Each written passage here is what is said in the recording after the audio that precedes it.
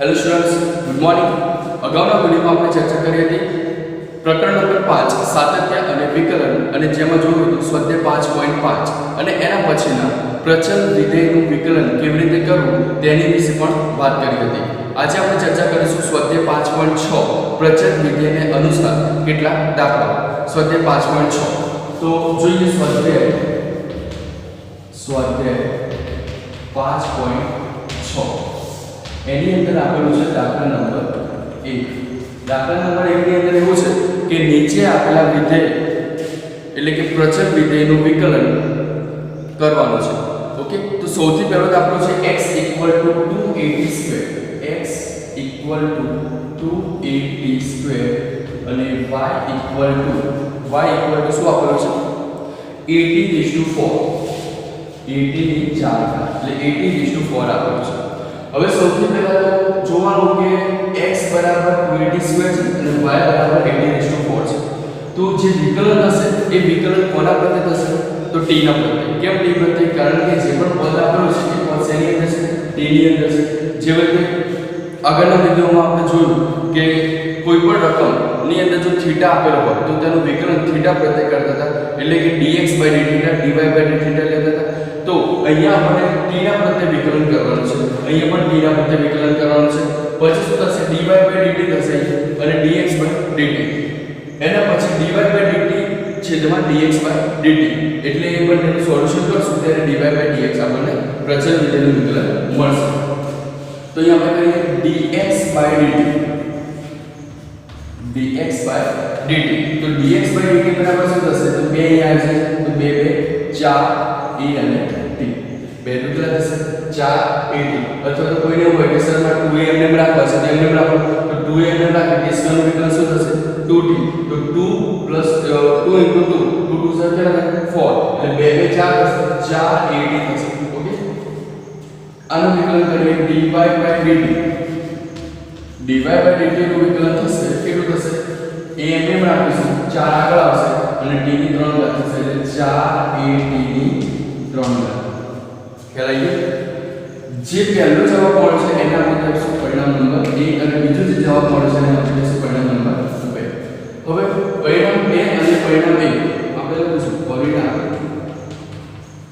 2 અને પરિણામ 1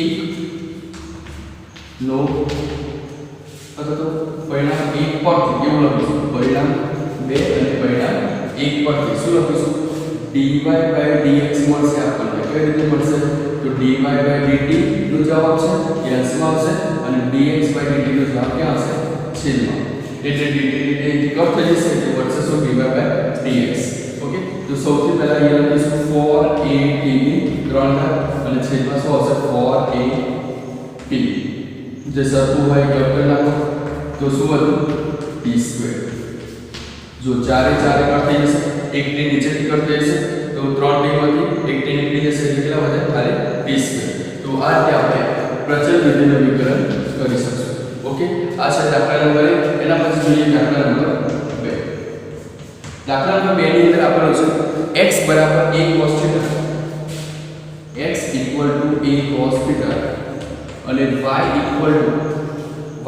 છે b cos θ. ફરીથી રકમ જોઈએ x = a cos θ અને y = b cos θ આપેલું છે. તો સૌથી પહેલા તો જોવાનું એ કીધું મેં તમને કે જે પદ છે શેમાં છે, જેમ કે પહેલો દાખલો છે t ની અંદર છે, જે બીજો દાખલો છે થીટા નો છે. તો થીટા પ્રત્યે આપણે વિકલન કરવાનું છે. તો શું થશે dx/dθ = a ના a cos θ નું વિકલન શું થશે -sin θ. તો જવાબ આવશે -a sin θ. પહેલો ક્લિયર. હવે અહીં dy/dθ = b ના b cos θ નું વિકલન શું થશે -sin θ. એટલે જવાબ આવશે -b sin θ. પરિણામ નંબર 2. હવે આપણે શું કરીશું પરિણામ 2 અને પરિણામ 1 આપણે એવું લખીશું પરિણામ 1 અને 2 પરથી. જો પરિણામ 1 અને 2 પરથી શું લખવાનું થશે તો પરિણામ 1 અને 2 પરથી આપણે લખીશું અહીંયા લખીશું શું લખશું dy by dx dy by dx is equal to શું મળશે dy by d theta છેદમાં dx by d theta તો dy by d theta નો જવાબ કેટલો મળશે dy by d theta નો જવાબ મળશે -b sin theta તો અહીંયા લખી નાખશું -b sin theta છેદમાં શું આવશે -a sin theta તો અહીંયા લખી નાખશું -a sin theta હવે ખ્યાલ આવી જશે કે sin sin શું થશે કટ થશે એટલે જવાબ આવશે માઈનસ માઈનસ ની પ્લસ થશે તો માઈનસ માઈનસ ને કટ કરો તો બચાશે તો b a તો પ્રચલ વિધેયનું જે વિકલન મળશે આપણને શું મળશે dy by dx b a okay તો આ રીતે દાખલા નંબર 1 અને દાખલા નંબર 2 ની ગણતરી કરવાની છે એકવાર તમે આખો દાખલા નંબર 1 અને દાખલા નંબર 2 પણ જોઈ લો ઓકે 2-3 મિનિટ માટે ઓકે જોઈ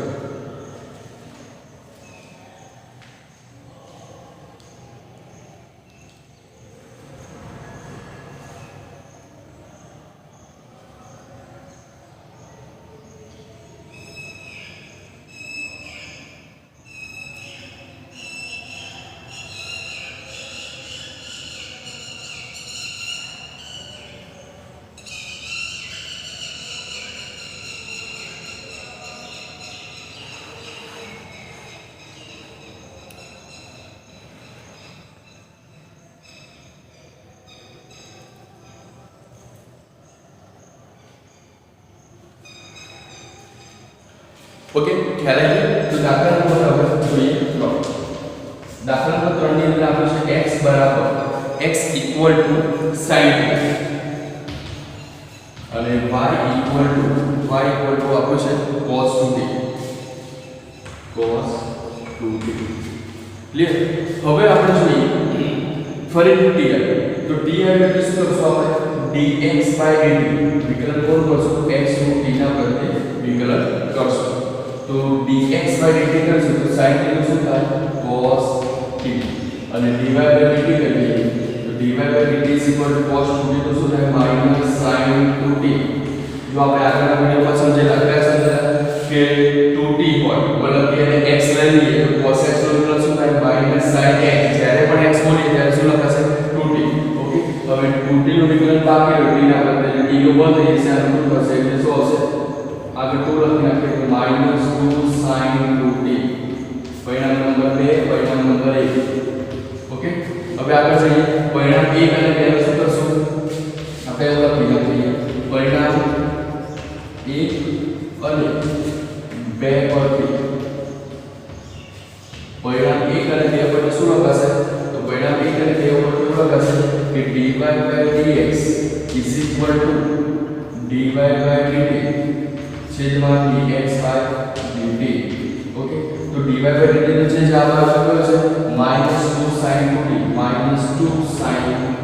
2t છેદમાં શું આવશે cos p -2 sin 2t છેદમાં cos p હવે જો અહીં cos t છે અહીં આપણું છે sin 2t તો આપણને ખબર છે કે sin 2 આલ્ફાનું સૂત્ર શું થાય 2 sin alpha cos alpha તો અહીંયા આપણે લખી નાખીશું -2 ઓકે એ લખી નાખીશું 2 sin t cos t છેદમાં cos t કેમ એવું કરવું પડે કારણ કે છેદની અંદર cos t આપેલું છે જ્યારે આ વસ્તુ કટ કરવી છે તો sin 2t ની ફોર્મ્યુલા રાખવી પડશે ઓકે તો આગળ જઈએ -2 બે કેટલા 4 sin t cos t છેદમાં શું આવશે cos t એટલે cos t શું થઈ જશે કટ થઈ જશે એટલે જે જવાબ મળશે આ એ જવાબ કેટલો મળશે -4 sin t તો આપણો જે જવાબ મળશે એ -4 sin t કોનો જવાબ મળશે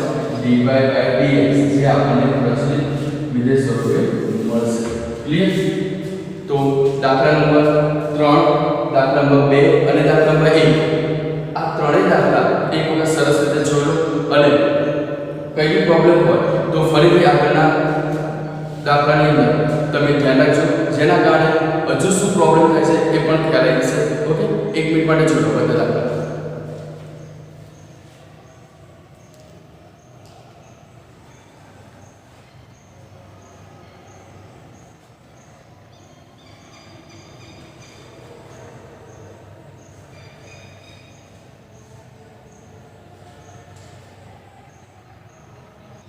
હવે જોઈએ દાખલા નંબર 4. દાખલા નંબર 4 x ઇક્વલ ટુ આપણું છે 4 અને y ઇક્વલ ટુ શું આપણું 4/2. તો અહીંથી પહેલું જ ખબર પડી જાય કે t જે છે એ t આપેલો છે એની અંદર વિકલન શું થશે dx/dt. તો જ્યારે dx/dt લેશું તો શું હશે 4t નું શું થાય ખાલી 4 એટલે નંબર 1 t નું શું થઈ જશે 1. હવે અહીંયા જોઈએ dy/dt તો dy/dt 4 એટલે નાખે 1/t નું એટલે શું થાય -1/t². કઈ રીતે -1/t²? કારણ કે આપણે જો t ને ઉપર લઈએ તો -1 ઘાત આવે -1 એટલે -1 t -2 એકા તો શું થાય nx/n - 1 એ પ્રમાણે આપણે 4 -1/t² નું સૂત્ર થશે 1/t નું વિકલન થશે. ઓકે તો આનો જવાબ આવશે -4/t². Clear -4/t². આને આપણે જશે પરિણામ નંબર 2. હવે આપણે લખીશું પરિણામ a અને પરિણામ 2 પર પરિણામ 2 પરથી શું લખી છે dy/dx dy/dt છેદમાં dx/dt. ક્લિયર? હવે જો dy/dt ની વેલ્યુ કેટલી છે? અહીંયા dy/dt ની વેલ્યુ છે dy/dt -4/t². એ આપણે -4/t² અહીંયા લખી નાખીએ તો શું થાય -4/t². આનો જવાબ કેટલો આવશે 4. હવે શું જવાબ આવશે તો 4 ને આપણે અહીંયા નાખીશું અથવા તો આ જે 4 છે એ 4 ને અહીંયા મૂકી દઈએ તો શું થશે -4 આ રીતે લખી નાખીએ -4/t² 4/1. એટલે જો અંશ છે પાછો અંશ અને પાછો છે તો આપણે લખી નાખીએ -4/t² અને 4t² થશે તો 4 કટ થઈ જશે એટલે 400 આવશે -1/t². ક્લિયર? તો આ રીતે અચળ વિધેયનું વિકલન કરી શકાય છે. હવે જોઈએ દાખલા નંબર 5. પછી હું તમને ટાઈમ આપીશ 1-2 મિનિટ. ઓકે પછી જોઈ લેજો. તો દાખલા નંબર 5 ની અંદર છે x cos θ x cos θ minus cos 2θ અને y sin θ minus sin 2θ. હવે એ ડેટા શું કે થીટા આપેલો છે તો થીટા આપેલો હોય તો વિકલન કોના કરશે કરવાનો થીટા કરશે તો શું થશે dx/dθ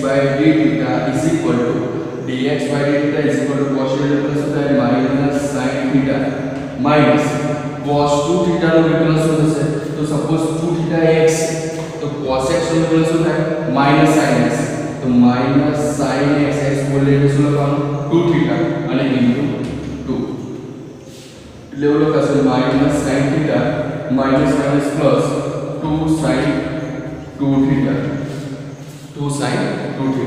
તો આને નંબર આપી દેશો 1 પરિણામ નંબર 1. હવે અહીંયા જોઈએ dy/dθ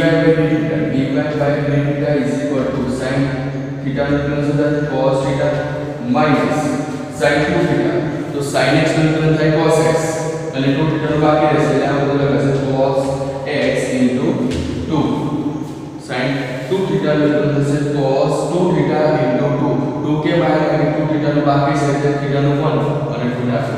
ઓકે હવે cos θ minus 2 cos 2θ આ નંબર આપી દેશો પરિણામ નંબર 2.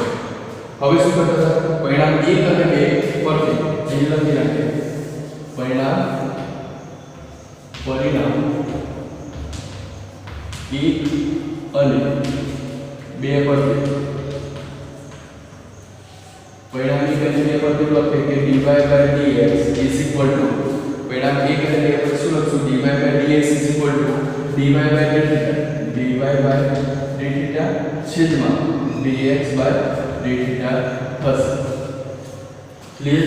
હવે dy/dθ ની વેલ્યુ કેટલી છે cos θ minus 2 cos 2θ cos θ minus 2 cos 2θ છેદમાં minus sine theta 2 sin 2 theta એટલે પોઝિટિવ પહેલા વેલ્યુ લખે તો નેગેટિવ લખીને જવાનું તો ચાલશે 2 sin 2 થીટા.